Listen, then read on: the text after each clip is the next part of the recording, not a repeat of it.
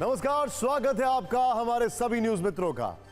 सत्ता में सबसे पहले सत्ते पे सत्ता, यानी 7 खबरें और दिलचस्प जानकारियां एक साथ। आज हम आपको पश्चिम बंगाल से रामनवमी की शोभा यात्रा पर पथराव वाली कुछ अशुभ तस्वीरें दिखाने वाले हैं।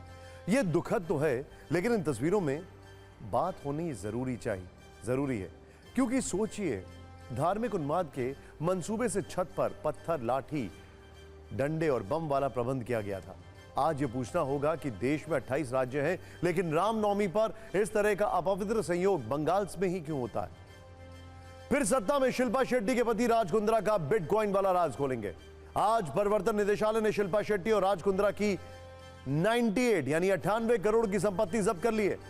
इसमें शिल्पा का जुहू वाला आलीशान फ्लैट भी शामिल है। यह एक्शन क्यों हुआ, इस पर सत्ता की कुंजी तैयार है।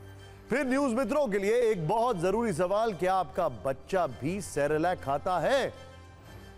अगर आपका जवाब हां है तो यह खबर बिल्कुल भी मिस मत करिएगा, क्योंकि नेस्ले के सेरेलैक और बेबी फूड को लेकर चिंताजनक चीनी वाली एक रिपोर्ट आई है। लेकिन चीनी से याद आया, क्या अरविंद केजरीवाल जेल में आलू पूड़ी खा रहे हैं? आज ईडी ने केजरीवाल पर कोर्ट में कुछ ऐसा ही दावा किया और बताया कि केजरीवाल की शुगर बढ़ने की वजह उनके घर से आ रहा खाना है, क्योंकि इस खाने में उन्हें आलू पूड़ी के साथ आम दिए जा रहे हैं और मिठाई भी भेजी जा रही है। लेकिन आज गृह मंत्री अमित शाह ने गुजरात में 3 शहरों में रोड शो से शक्ति प्रदर्शन किया है। इस दौरान उन्होंने टीवी 9 वार्ता से एक्सक्लूसिव बातचीत की, जिस पर हमारी राजनीतिक रील तैयार है। और आज ईवीएम और वीवीपैट वेरिफिकेशन मामले पर सुप्रीम कोर्ट में भी सुनवाई हुई है, जो करीब 5 घंटे तक चली है। सुप्रीम कोर्ट ने इस पर अपना फैसला सुरक्षित रख लिया है। हालांकि चुनाव आयोग ने कोर्ट में यह बात जोर देकर फिर दोहराई कि ईवीएम में छेड़छाड़ कर पाना संभव नहीं है। और कल लोकसभा चुनाव के पहले चरण के लिए मतदान है। 21 राज्यों की 102 सीटों पर वोटिंग होगी और मोदी सरकार के 8 कैबिनेट मंत्रियों की किस्मत ईवीएम में लॉक होगी। पहले फेज में कुल 1625 उम्मीदवार मैदान में हैं। न्यूज मित्रों से हमारी अपील है कि वो अपनी वोट वाली शक्ति का इस्तेमाल जरूर करें। तो सत्ता की शुरुआत करते हैं और सबसे पहले आपको बंगाल लेकर चलते हैं, जहां पहले चरण के मतदान से पहले रामनवमी पर दंगे वाले वीडियो सामने आ रहे हैं।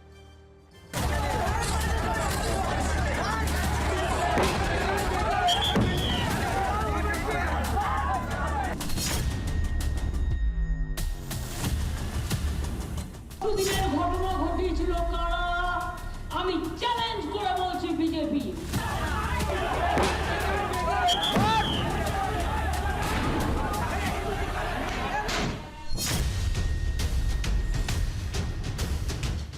टीएमसी ने हमला किया है। पूरी ये ममता बनर्जी की प्लानिंग हो रही है और ममता बनर्जी बहुत कोशिश कर रही थी लोगों को उस्काने के लिए।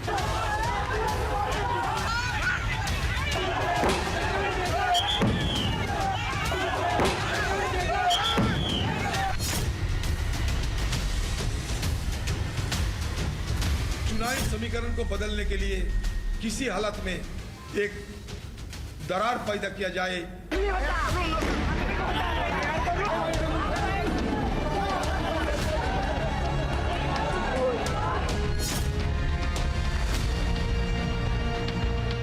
पश्चिम बंगाल में सरकार ही प्लानिंग करती है कि तनाव पैदा कर दिया जाए।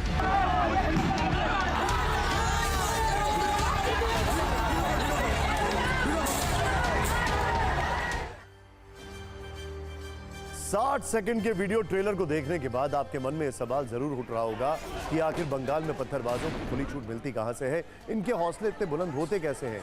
इनके दुस्साहस का कूपन आखिर रिचार्ज कहां से होता है? इनको शक्ति और संरक्षण कहां से मिलता है? इस तरह खुलेआम ये किसके दम पर पत्थरबाजी कर रहे हैं, ये देखिए जरा।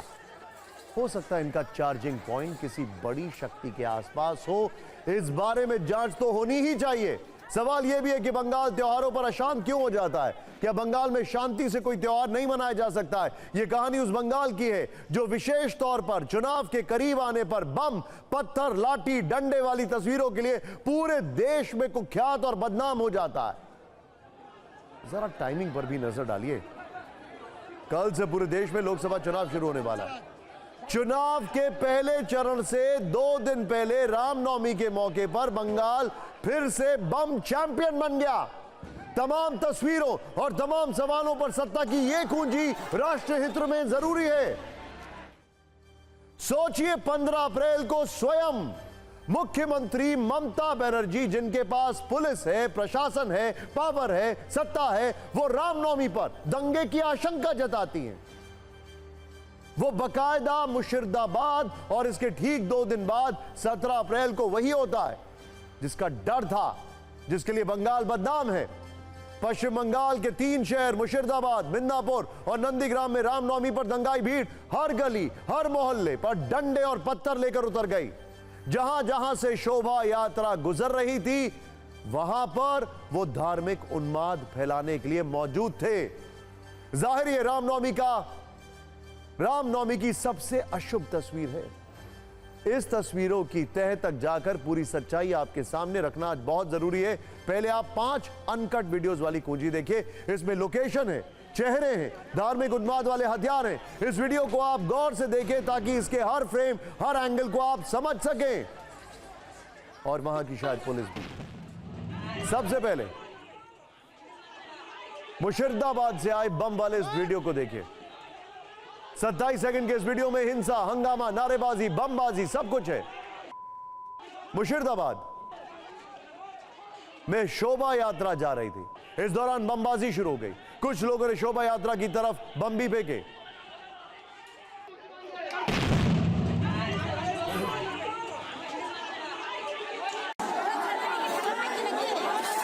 वीडियो देखिए जरा। बमबाजी के बाद आपको पत्थरबाजी वाली तस्वीर दिखाते हैं। ये वीडियो भी मुर्शिदाबाद का ही है।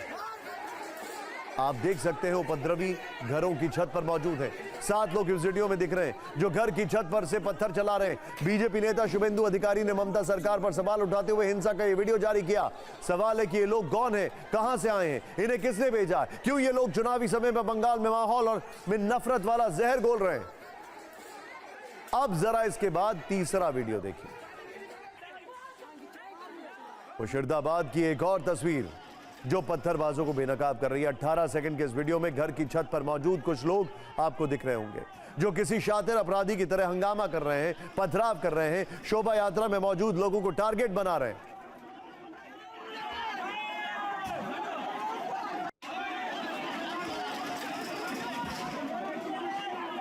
बंगाल में रामनवमी के दिन सबसे ज्यादा बवाल, सबसे ज्यादा हिंसा, सबसे ज्यादा आगजनी मुर्शिदाबाद में देखने को मिली। अगली तस्वीर हिंसा की आग वाली है। बताया जा रहा है कि 2 गुटों में झड़प के दौरान एक घर की छत पर आग लग गई। ওইখান থেকে মারলো ইটটা, তারপরে তো ইট মারা শুরু হলো। ওরা আগে মেরেছে না? হ্যাঁ, ওইখান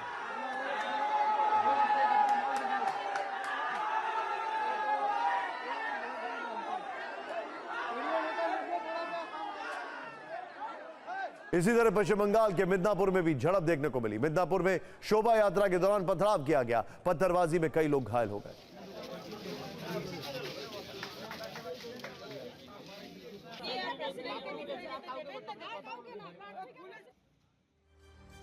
अब लोग सवाल पूछ रहे हैं, दीदी तो सब जानती थी, फिर दीदी ने कुछ क्यों नहीं किया? सोचिए, अब दीदी कैसे जानती थी, ये भी बता देते हैं। आपको ममता बनर्जी की वो चेतावनी जरूर सुननी चाहिए जो उन्होंने हिंसा से ठीक 2 दिन पहले दी थी। सोचने वाली बात यह है कि एक प्रदेश की मुख्यमंत्री हिंसा की आशंका जताती हैं। 2 दिन बाद उसी तारीख को उसी शहर में पत्थरबाजों की टोली गली गली में शांति के माहौल को तहस नहस करने पहुंच जाती है और माहौल बिगाड़ने का यह एजेंडा फैलता चला जाता है। आज हमारे एक डीआईजी को भी मुर्शिदाबाद रेंज में चेंज कर दिया बीजेपी का बातों पे। अगर मुर्शिदाबाद मालदा में दंगा हो जाए तो इसको जमींदारी इलेक्शन कमीशन को लेना होगा।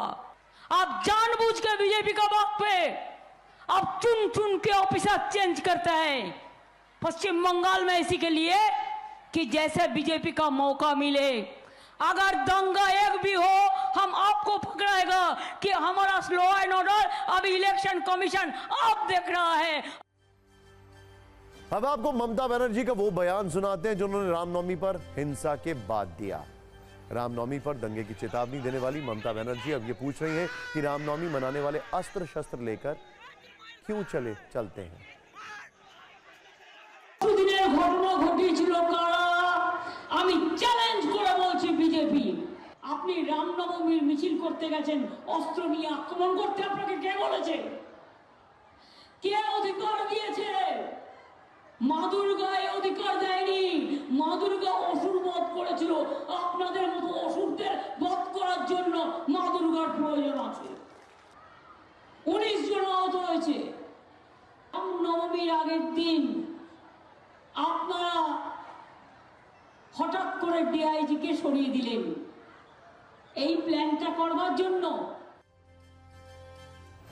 पश्चिम बंगाल के पूर्वी मिदनापुर में जो झड़प में 4 लोगों के घायल होने की रिपोर्ट है। बीजेपी का आरोप है कि रैली पर पथराव किया गया था, जिसके बाद भीड़ को काबू में करने के लिए पुलिस को लाठीचार्ज करना पड़ा और आंसू गैस के गोले दागने पड़े। बीजेपी नेता अग्निमित्रा पॉल ने दावा किया है कि 5 बीजेपी नेताओं को पुलिस ने गिरफ्तार किया है। इस गिरफ्तारी के विरोध में बीजेपी कार्यकर्ताओं ने विरोध प्रदर्शन भी किया। हंगामे के दौरान पुलिस और बीजेपी नेता अग्निमित्रा पॉल के बीच बहस का एक वीडियो वायरल हो रहा है।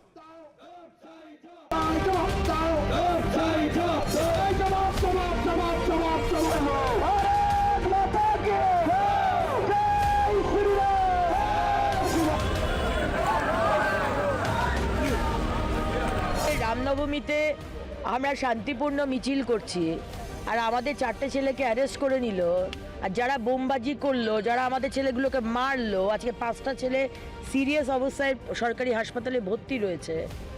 আজকে ট্রান্সফরমারে বোমবাজি করে পুরো এলাকাকে অন্ধকার করে দিল, সেই জিহাদিদের অ্যারেস্ট করলো না। আর যারা শান্তিপূর্ণ মিছিল করছে হিন্দু ছেলেগুলো, বাচ্চা বাচ্চা ছেলে, এই 4টে ছেলেকে ভরে রেখে দিয়েছে।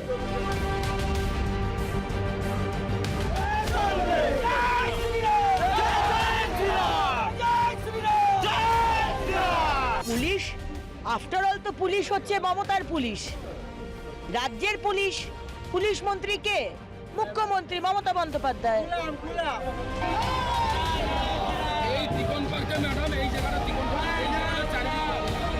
আন্দোলন করতে করতেই 2026 চলে আসবে, আমাদের সরকার হবে। সুরাহা তো হবে না একদিনে, প্রতিবাদতে হবে। চুপ করে আমরা থাকবো না, প্রতিবাদ হবে।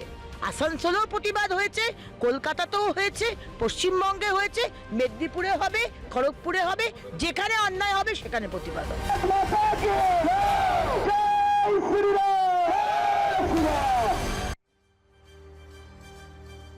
बंगाल में हिंसा की सबसे बड़ी वजह है राजनीति, वोट बैंक और सियासी समीकरण। अक्सर ऐसा देखा गया है, जब भी बंगाल में हिंसा हुई है राजनीतिक आरोप लगते रहे हैं। बीजेपी के नेता टीएमसी पर आरोप लगाते हैं, जबकि टीएमसी बीजेपी को दंगा भड़काने के लिए जिम्मेदार बताती है। इस बार भी कुछ ऐसा ही हो रहा है। कैसे बंगाल में वोटिंग से पहले हिंसा के साथ साथ राजनीतिक चिंगारियां भी भड़की, आप देखिए।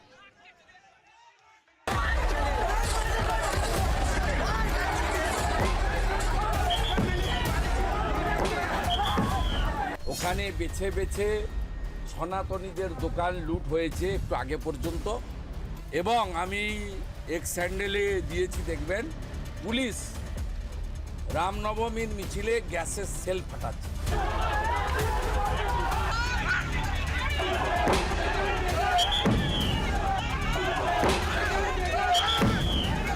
ये एक सुनियोजित तरीके से साजिश किए जा रहे हैं कि चुनावी समीकरण को बदलने के लिए किसी हालत में एक दरार पैदा किया जाए, सांप्रदायिक सद्भावना को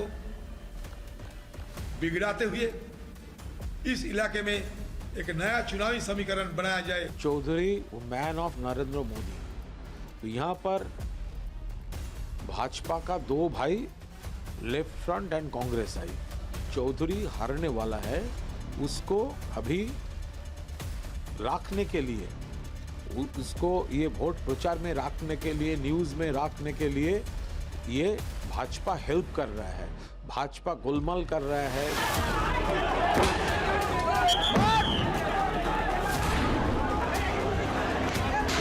सरकार की मुखिया जब कहेगी कि शांति की अपील की जगह ये कहेंगी कि दंगा होगा, आखिर वही मुर्शिदाबाद में हुआ। कौन जिम्मेदार है इसका? ममता जी को जिम्मेदारी लेनी चाहिए।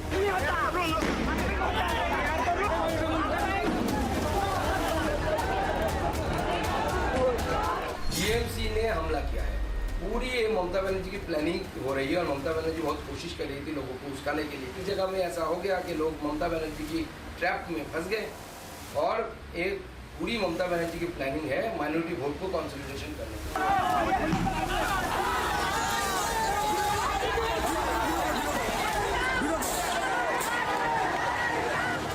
जिस तरह से संघ परिवार राजनीति कर रही है, बंगाल में ममता बनर्जी भी उसी तरह की राजनीति कर रही है।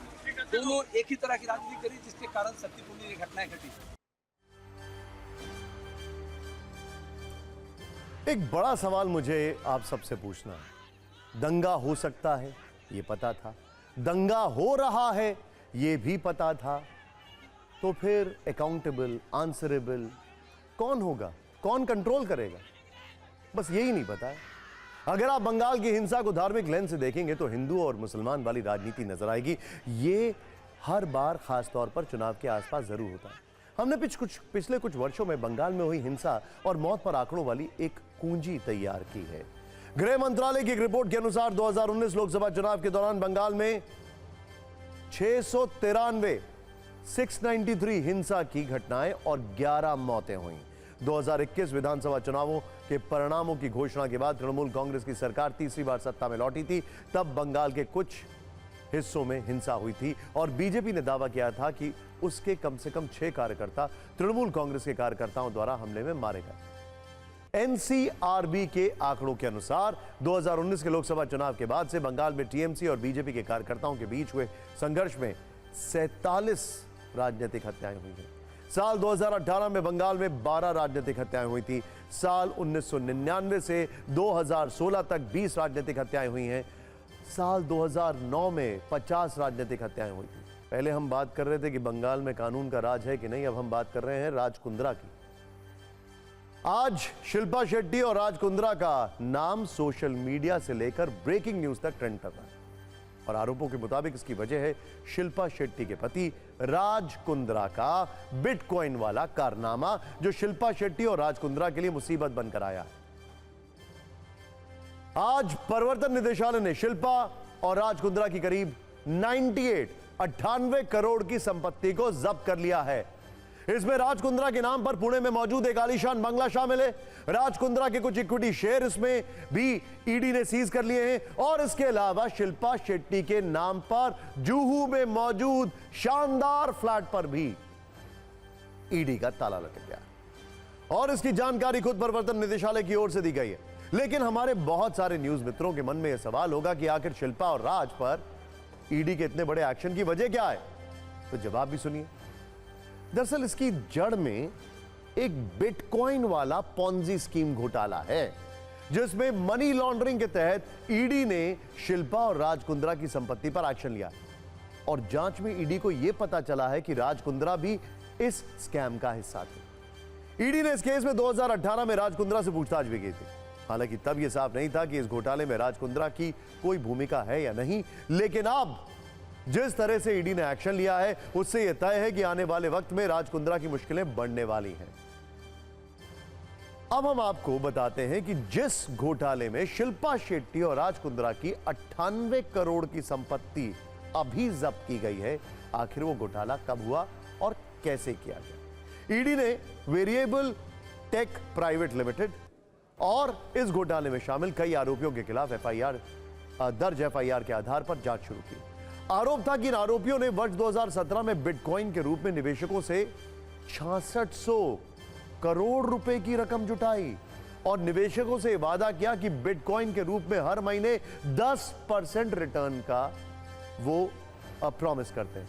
लेकिन ये वादा नहीं, धोखा था और धोखे का स्क्रीन प्ले था।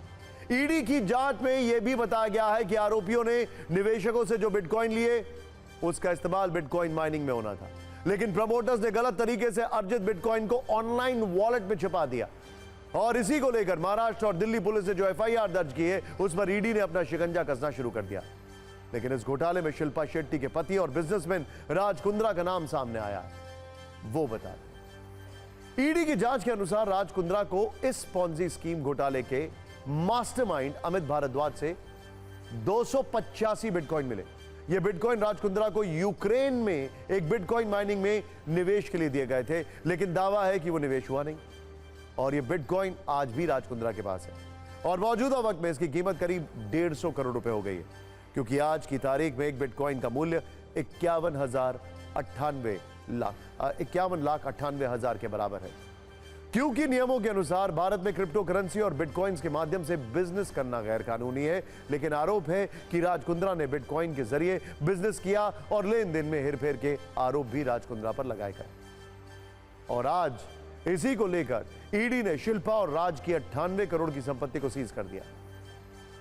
वैसे ईडी की कार्रवाई के बाद एक्ट्रेस शिल्पा शेट्टी की ओर से एक बयान जारी किया गया है, जो उनके वकील के माध्यम से सामने आया है। इस बयान में कहा गया है कि हम कानूनी प्रक्रिया का पालन करेंगे, अपने अधिकारों और संपत्ति की रक्षा के लिए पीएमएलए के प्रावधानों के तहत जरूरी कदम उठाएंगे।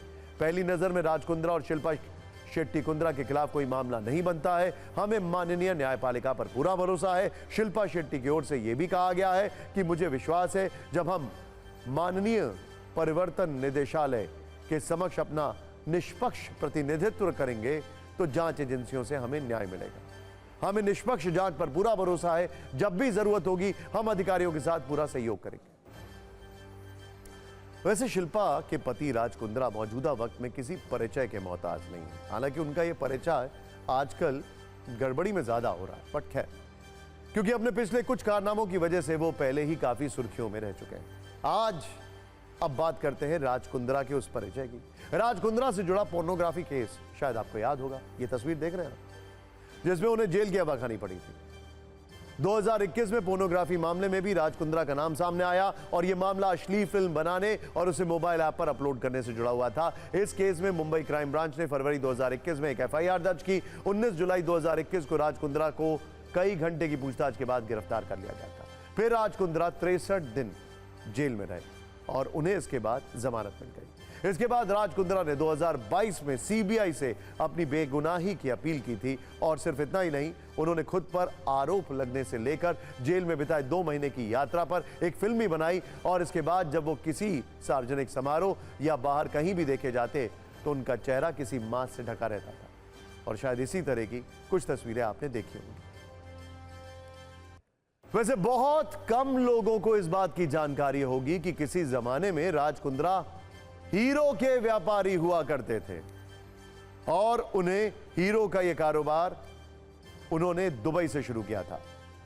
इसके बाद उन्होंने खनन, कंस्ट्रक्शन और रियल एस्टेट के बिजनेस में भी अपने हाथ आजमाए और आरोपों के अनुसार एक वक्त ऐसा भी आया जब पैसे कमाने के लिए उन्होंने कुछ गैर कानूनी रास्तों पर चलने का फैसला किया और इसकी कीमत भी उन्हें चुकानी पड़ी। वैसे राज कुंद्रा एक बड़े बिजनेसमैन है और शिल्पा शेट्टी एक जानी मानी एक्ट्रेस है। इसीलिए आज हमने इनकी संपत्ति को लेकर भी थोड़ा रिसर्च किया है। ध्यान से देखिएगा। एक रिपोर्ट के मुताबिक राज कुंद्रा की टोटल नेटवर्थ 2800 करोड़ रुपए है, जबकि शिल्पा शेट्टी की नेटवर्थ भी आज की तारीख में 150 करोड़ से ज्यादा है। यानी भगवान के आशीर्वाद से आज राज कुंद्रा के पास दौलत है, शौहरत है, नाम है, कामयाब पत्नी है, लेकिन इसके साथ उन पर कुछ दाग भी हैं जो उन्होंने स्वेच्छा से अपने ऊपर लगा लिए। लेकिन अब बात करते हैं उस दाग की जो कि एक मल्टीनेशनल कंपनी के ऊपर पड़ा है और वो भी उसके एक बेबी फूड प्रोडक्ट। सत्ता में अब आपको जो खबर हम दिखाने वाले हैं उससे पहले हमारी आपसे एक अपील है। कुछ देर के लिए अपने टीवी के रिमोट को ये देखिए, बिल्कुल भी हाथ मत लगाइएगा, क्योंकि ये खबर सीधे आपके बच्चे की सेहत की सत्ता से जुड़ी हुई है। ये देखिए, तस्वीरें देखते रहिए, अलर्ट रहिएगा। और देश के करोड़ों माता पिताओं के लिए यह चिंताजनक नोटिफिकेशन है। और इस खबर की शुरुआत हम एक सवाल के साथ करने जा रहे हैं। क्या आप भी अपने बच्चे को ये देते हैं, सेरेलैक खिलाते हैं क्या? एक बार सुनिए, क्या आप भी अपने बच्चे को सेरेलैक खिलाते हैं? अगर इसका जवाब हां है तो अब हम आपको जो बताने जा रहे हैं उसे ध्यान से सुन लीजिए। दरअसल एफएमसीजी कंपनी नेस्ले के बेबी फूड प्रोडक्ट्स को लेकर एक रिपोर्ट सामने आई है जिसमें कुछ चौंकाने वाले दावे किए गए हैं और इनके बारे में आपको जरूर पता होना चाहिए। नेस्ले के बेबी प्रोडक्ट को लेकर बहुत बड़ा दावा किया गया है जिसके अनुसार नेस्ले के सेरेलैक जैसे बेबी प्रोडक्ट्स में चीनी, शुगर मिलाए जाने की बात सामने आई है। इसे लेकर बाकायदा public I and international baby food action network की रिपोर्ट रिलीज की गई है और इस रिपोर्ट में यह बताया गया है कि नेस्ले एशिया और अफ्रीका जैसे देशों में जो सेरेलैक बेबी फूड बेचता है उसमें चीनी मिलाई जाती है और इसमें भारत भी शामिल है, जबकि अमेरिका और यूरोपीय देशों में नेस्ले के बेबी प्रोडक्ट्स में कोई शुगर नहीं मिलाई जाती है। इसे लेकर आज हमने नेस्ले कंपनी के अधिकारियों से बात की, उन्होंने हमें इस दावे पर जो जवाब दिया है वो भी आपको बताएंगे, लेकिन फिर इस रिपोर्ट को लेकर भारत सरकार जरूर अलर्ट हो गई है और सूत्रों के अनुसार उसकी ओर से यह कहा गया है कि FSSAI की ओर से इस रिपोर्ट की जांच की जा रही है। अब हम आपको यह भी बताते हैं कि नेस्ले के किस प्रोडक्ट में कितनी चीनी मिलाए जाने का दावा किया गया और अगर यह दावा सही है कि बच्चों के लिए कितना खतरनाक और यह हानिकारक हो सकता है तो आपको जरूर देखना चाहिए। Public I and international baby food action network की रिपोर्ट के अनुसार नेस्ले के सेरेलैक व्हीट प्रोडक्ट्स के एक सर्विंग यानी 30 ग्राम में औसतन 2.2 ग्राम शुगर पाई गई है, जबकि नेस्ले के करीब 15 सेरेलैक बेबी फूड में चीनी की औसतन मात्रा 2.7 ग्राम है, यानी एक सर्विंग में 2.7 ग्राम चीनी मिलाई जाती है, यानी जिसे बच्चों के लिए सुपर फूड बताकर बाजार में बेचा जाता है वो शुगर फूड है, उसमें चीनी मिली होती है। हालांकि दावा है कि नेस्ले की ओर से कि पैकेजिंग पर भी यह बताया जाता है, लेकिन इसके पीछे भी नेस्ले के दोहरे रवैये को लेकर सवाल है कि एशिया और अफ्रीका देशों में वो अपने प्रोडक्ट में चीनी मिलाता है, लेकिन अमेरिका और यूरोपीय देशों में यही सेरेलैक शुगर फ्री होता है। अब आपको सेरेलैक की शुगर यात्रा भी दिखाते हैं। शुगर यात्रा, इसका भी जिक्र रिपोर्ट में किया गया है, जिसके मुताबिक थाईलैंड में मिलने वाले सेरेलैक व्हीट प्रोडक्ट में 6 ग्राम चीनी होती है। इथियोपिया में जो सेरेलैक व्हीट प्रोडक्ट बेचा जाता है उसमें 5.2 ग्राम शुगर होती है। साउथ अफ्रीका में जो भी बेबी प्रोडक्ट मिले उसमें 4 ग्राम चीनी जांच में पाई गई। पाकिस्तान में चीनी की मात्रा 2.7 ग्राम रही। लेकिन बेबी प्रोडक्ट में चीनी मिलाना आखिर चिंताजनक क्यों है? अब हम आपको यह बताते हैं और शायद आप भी यही जानना चाहते होंगे कि आखिर बेबी प्रोडक्ट में शुगर कैसे हानिकारक है। पब्लिक आई का यह दावा अगर सही पाया जाता है तो यह वर्ल्ड हेल्थ ऑर्गेनाइजेशन यानी WHO के निर्देशों का उल्लंघन है, क्योंकि WHO की गाइडलाइन के मुताबिक 3 साल से कम उम्र के बच्चों के लिए भोजन में कोई शुगर या मीठे पदार्थ का उपयोग नहीं किया जाना चाहिए। और ऐसा क्यों है यह भी सुनिए, क्योंकि हेल्थ एक्सपर्ट्स के मुताबिक इतनी छोटी उम्र में बच्चों को एक्स्ट्रा चीनी या जरूरत से ज्यादा चीनी देना हानिकारक होता है। इससे हाई ब्लड प्रेशर और दिल की बीमारी का खतरा बढ़ जाता है। शुगर में बैड कोलेस्ट्रॉल शुगर बढ़ाता है।